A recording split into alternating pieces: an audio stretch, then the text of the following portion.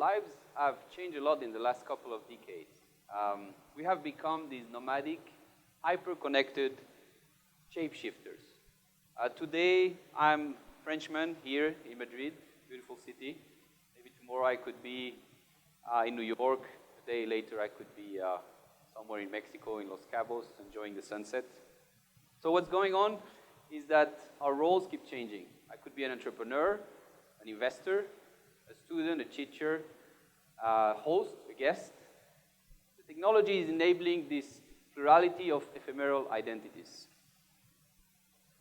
The problem is our current infrastructure, financial infrastructure, and the tools we use every day are not really ready for that and keeping up with this change. So, especially when it comes across borders. For example, my iTunes account doesn't really work well in China. Let me tell you a little story. A few years ago, I checked out from my hotel in Hong Kong. I flew to LA in the US. And when I arrived, I checked in. And then the credit card company calls me, kind of panicking. What happened? Because actually, I checked in LA before I went out of Hong Kong. And I had to explain to them, well, the flight time is shorter than the time difference. So that's what happened. So there is this financial, legal infrastructure which cannot really keep up with our desires for ubiquitous use of money. We want to use money every day, everywhere, and especially around the world. The problem is a lot of our financial tools have been created what we call the pre-internet era. Credit cards go back to the 50s, and a lot of financial tools are just been trying to adjust to what happened recently in the last couple of decades. And as we all know in design, when you create something, when you design something, it's not such a good idea to try to go back and tweak it and try to make it ad hoc fit into the new trend or what's going on now. So if you think about it, what would be the best tool to use today in the digital age? So my answer to that question is digital currencies. Now, digital currencies have been around for a while. A lot of people have tried to experiment and to try it, but only until 2008, when somebody, we don't really know who it is, who they could be, named Satoshi Nakamoto, created something called Bitcoin. And before that, we didn't have a real digital currency, because Bitcoin was the first digital currency that was usable, reliable, and what we call programmable money. The problem with digital assets is that before Bitcoin, if I send you a digital photo, or to any of you, you can easily replicate it and send it to whoever you want. So basically, without my permission, you can transfer a digital asset. Now, if this was to work with money, with value, you can understand that applied to value, it doesn't work. Then 1 Bitcoin would be worth nothing if you could just replicate it at will and send it around. So the only digital cash that started retaining value is Bitcoin. How did that happen? Well, at first, people really focused on the use of money and started transferring it around the world. And then they realized there is something actually much more important. And that extremely important protocol that's underlying technology of Bitcoin is called blockchain. And without blockchain, you cannot retain that value. So Bitcoin is really what we could call the tip of the iceberg of this invention. It's only, let's say, the currency and the payment system. But underneath, there is a technology called blockchain.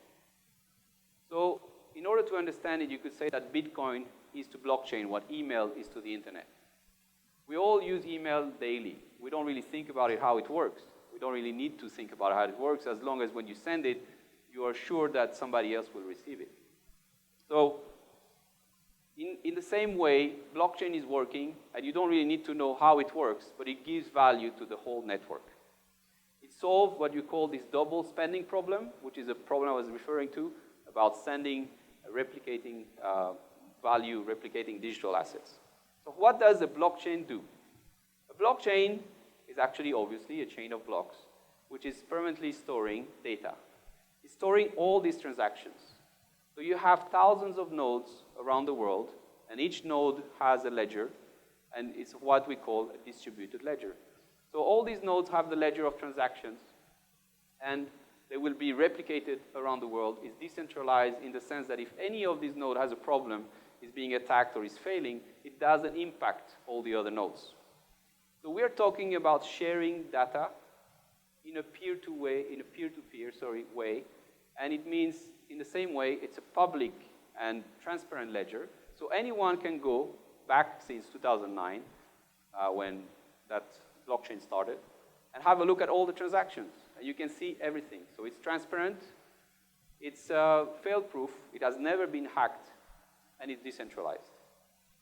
So the impact on our society could be similar to what we have seen before, especially with the advent of PC, personal computer, and the internet.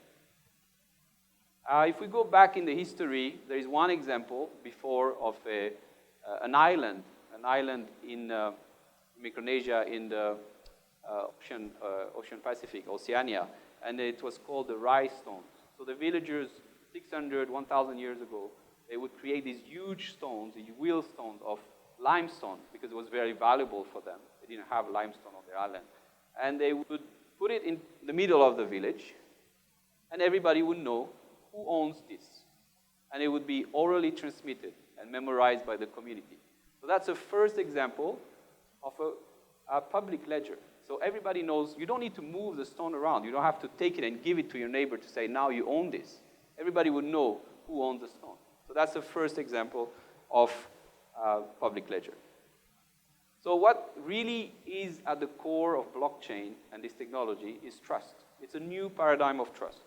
So instead of trusting a central authority, instead of trusting the central bank, for example, that says, well, this bank has that much money, and you're sending money to this person, you are just trusting the network.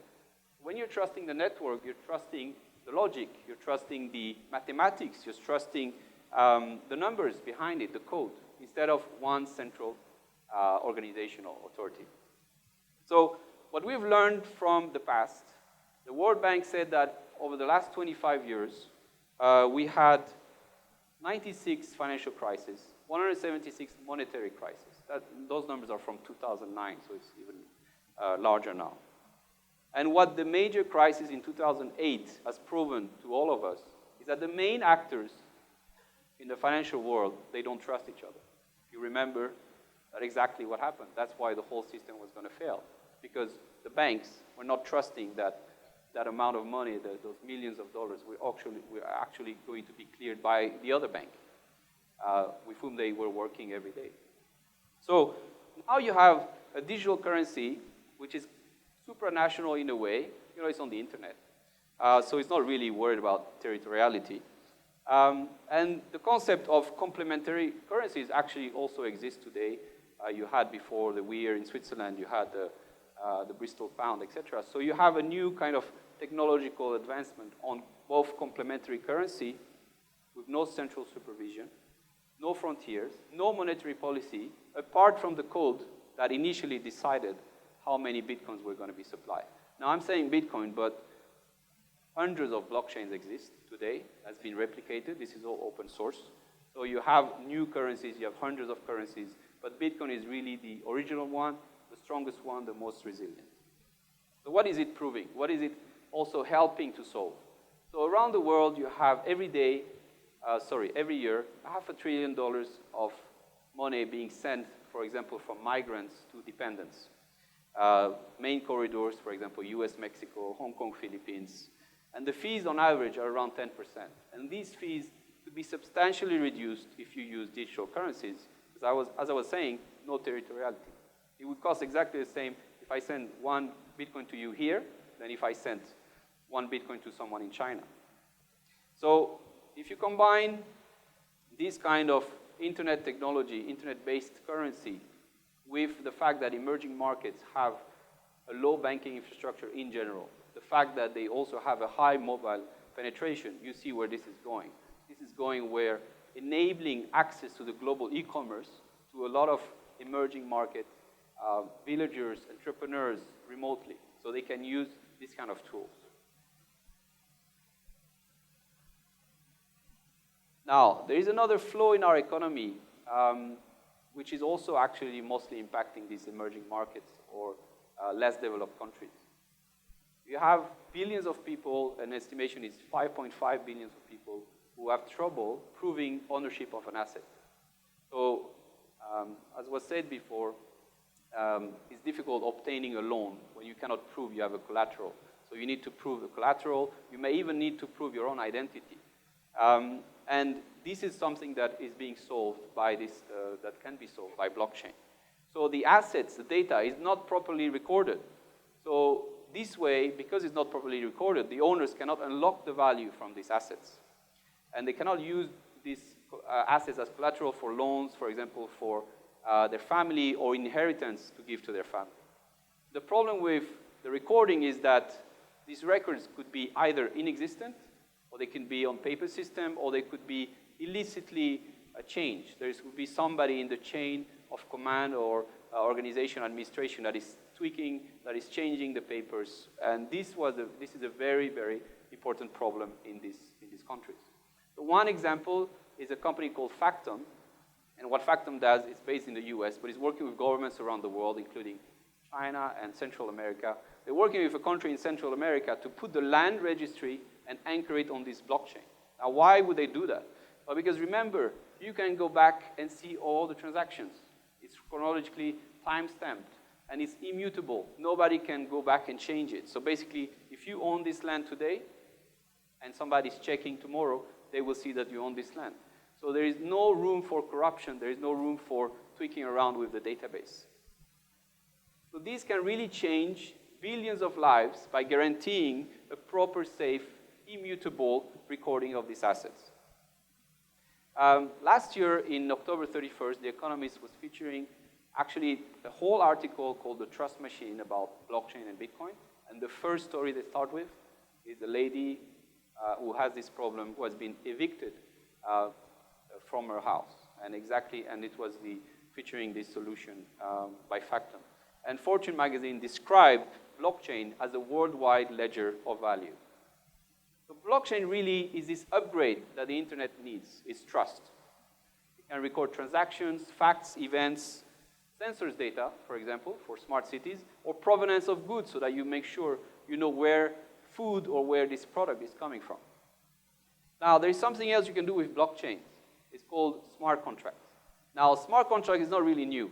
In 1997, Nick Szabo, a cryptographer and computer scientist, he created the term smart contracts because he's also a legal scholar, and he realized that on computer code, you can create a contract. Now, a very simple way for you to visualize these smart contracts is what you do if you go to a vending machine. You take a coin, you put a coin, you get a soda can. That's a smart contract. You are interacting with a machine. There is an input, it's your coin, and there is an output, a soda can. Now, you can do this on the internet. You can do this on the blockchain. For example, all of us here, we decide we're going to buy a car, and we're going to rent that car. And that's today is feasible with some, new business model. Now, if we all buy a car, you may be putting 10 euros, 100 euros. The whole car costs maybe 12,000 euros. Now, once you've decided how much you want to put and how much you want to invest, on the blockchain, the smart contract will decide every time somebody rents that car, how much you will get back from your investment. So in a way, it's a new form of entity. It's also recently called decentralized autonomous organization, whereby you use a smart contract to make sure that you get a return on your input, on your investment. And it's not centralized. Nobody is controlling the whole system. What is controlling this system and this investment is actually the blockchain and the contract that you have programmed. There is a new blockchain that has been created in 2014, which is called Ethereum, which is actually mostly adapted for these kind of contracts. In the same line, if you look at Internet of Things, and now you're going to the world of machine-to-machine payments. Well, what do you think is more likely? If your fridge is ordering beer, it's going to order with euros? No, they're going to order it with internet money. They're going to order it with digital currencies. And there's a saying that goes on the network that says, on the network, nobody knows your fridge. So one solution that we are looking at in that space is one called Satoshi Pay, because this Bitcoin, the smallest unit is a Satoshi, and about 5,000 Satoshi is 1 penny. So Satoshi Pay is actually doing what we call today nano payments. They work with Visa Europe Collab. They develop solutions in that field. There's another example of smart contracts, which is called Slockit, where, for example, you're renting your house in Andalusia, maybe Airbnb, maybe something else, it doesn't matter. And what you can do, you can unlock your lock of your apartment door with a smart contract and cryptocurrencies. So basically, you can get external events bringing, having an impact on the smart contract as well. For example, when the person arrives at the apartment, you can send that information to the smart contract. When a shipment arrives in Hong Kong, you can send that information on the blockchain to the smart contract, and it will have an impact, it will trigger an output or a function. Another example would be block charge, which is an electric car, whereby everywhere it goes, it can, and there is a smart plug, it can communicate with the plug, and it can negotiate the contract and the price of electricity to recharge the smart contract. So why, recharge the car, sorry. So why the electric car are doing this is because we're planning to go to 2020 to about 24 million cars, but we're starting from really low. We have less than 1 million electric cars around the world. And the problem with electric cars is infrastructure. The variety of these charging contracts is difficult to manage, and the lack of interoperability and transparency. And all that can be fixed with blockchain solutions and smart contracts. So they're basically creating this network of smart plugs around the world. There's another area where blockchain is actually very interesting. It's all about governance, voting. So a lot of online voting has been tried, even here in Spain, but also in Denmark, in Estonia, around the world really. But the problem is you have to make sure that only one person is voting. You have to make sure that they don't vote twice, and all that can be achieved with the blockchain, with the features I was speaking about. So blockchain is public, it's secure and open. It's really a participation platform for the world, and it also helps eradicating corruption. So today I'm very hopeful. I'm very hopeful that we can waste less resources. We can have a truthful data store. We can remove barriers to trade freely around the world. We can secure proof of ownership. We can trade, produce, and live freely thanks to this kind of technology. So I hope now that you see how blockchain can change our lives. The only question remaining is, why not?